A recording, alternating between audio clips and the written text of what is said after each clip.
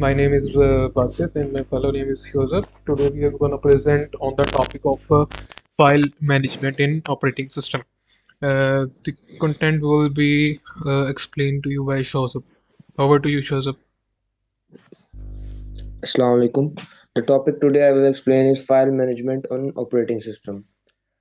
So first of all, a file is a collection of specific information which is stored in the memory of one's computer system. File management is one of the basic and important features. इसका मतलब है कि it is the fundamental, ये चाहिए चाहिए for a computer to exist. It is managed by the operating system to manage files. सारी files जितनी भी different extensions सब OS manage करता है. और इस प्रोसेस को कहते हैं manipulating files in computer system. It management includes the process of ये फाइल्स क्रिएट करता है, मॉडिफाई करता है एंड डिलीट करता है. Okay, now we will discuss the various task performed by file management. First of all ये मदद करता है हमारी न्यू फाइल्स क्रिएट करने में एंड उन्हें स्पेसिफिक लोकेशंस में स्टोर करने में. और सेकंड, जब हमें कोई फाइल फाइंड करनी होती है तो ये हमें उसे लोकेट करने में भी इजी रहता है कंप्यूटर सिस्टम में. And it makes the process of sharing of the files among different users easy. मतलब अगर different users है उन्हें file share करनी है तो ये file management उस process को easy करता है. It helps to store the files in separate folders जिन्हें हम directories कहते हैं. और इन directories से user को ये मदद होती है कि वो files को easily और quickly manage और find कर सकते हैं. और file management इस चीज़ में मदद करता है कि अगर आपको उस file का data modify करना है और या नेम चेंज करना है तो इसमें फाइल मैनेजमेंट मदद करता है. और अब आपके राइट बॉटम पे आप ये देख सकते हैं tips to organize your digital files कि आपको अपनी डिजिटल फाइल्स कैसे ऑर्गेनाइज करनी चाहिए. Use default installation folders for programming files. मतलब जो आपके जब आप डाउनलोड करते हैं कोई फाइल जो उसका डिफॉल्ट फोल्डर होता है, आपको बाकी भी जो न्यू फाइल्स आप उसमें ऐड करते हैं वो वहीं करनी है, उसी में ऐड करनी चाहिए. Next, folders with in folders. मतलब फोल्डर्स के अंदर जो लेयर है उसमें और फोल्डर्स, ताकि वो सब एक ही जगह पे और ऑर्गेनाइज रहे, लॉस ना हो. और जो पुरानी फाइल्स हैं जो यूजलेस हैं या नहीं चाहिए उन्हें क्लियर करते रहे. और प्लेस जितनी भी आपकी डॉक्यूमेंट्स हैं उन सबको एक रूट फोल्डर में प्लेस करें. और जो फाइल्स के नेम है वो लॉजिकल होने चाहिए ताकि जब आप बाद में फाइंड करें तो आपको इजीली वो मिल जाए. और जो आपकी फाइल्स हैं, मोस्ट इम्पोर्टेंटली जो इम्पोर्टेंट फाइल्स हैं उन्हें आपको रेगुलरली बैकअप करना चाहिए. नेक्स्ट हम फाइल मैनेजमेंट के फंक्शन के कॉन्सेप्ट्स के बारे में पढ़ेंगे.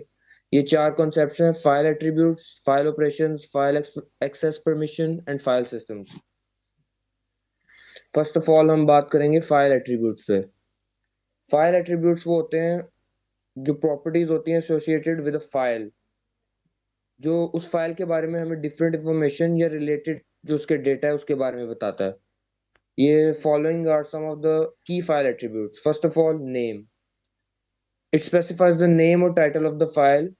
जो यूजर ने उसका नाम या टाइटल रखा होता है, इस नेम से सब कुछ स्पेसिफाई होता है about the detail of the file. Then हम बात करेंगे फाइल टाइप की.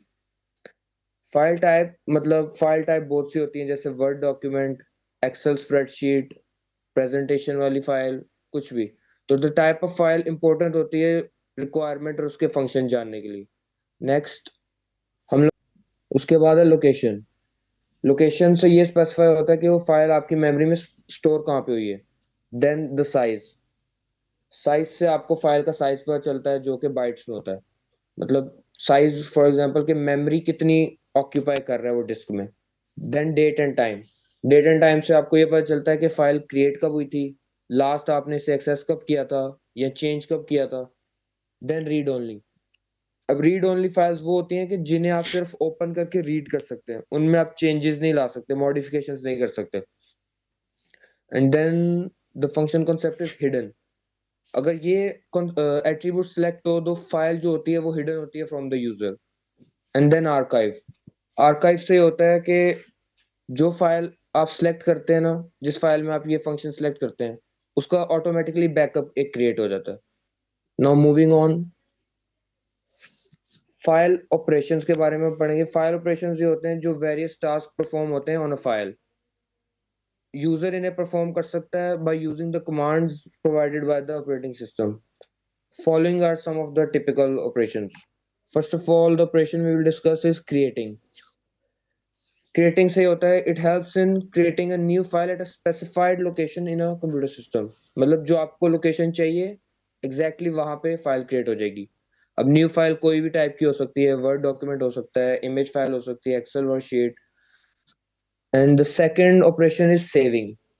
Obviously, as you can see, the name suggests that saving means जो भी उसमें कंटेंट होता है वो किसी स्पेसिफाइड लोकेशन पे सेव हो जाएगा और उसका नाम आप अपनी मर्जी से कुछ भी रख सकते हैं. Now moving on, the third function concept is opening. Opening simply file open करता है ताकि आप उसके अंदर का कंटेंट्स देख सकें. Then modifying, इससे आप कंटेंट को मॉडिफाई, ऐड, जो पहला कंटेंट है उसमें से कुछ डिलीट जो आपको नहीं सही लगा एग्जिस्टिंग फाइल में आप ये सब मॉडिफाई कर सकते हैं. Then closing.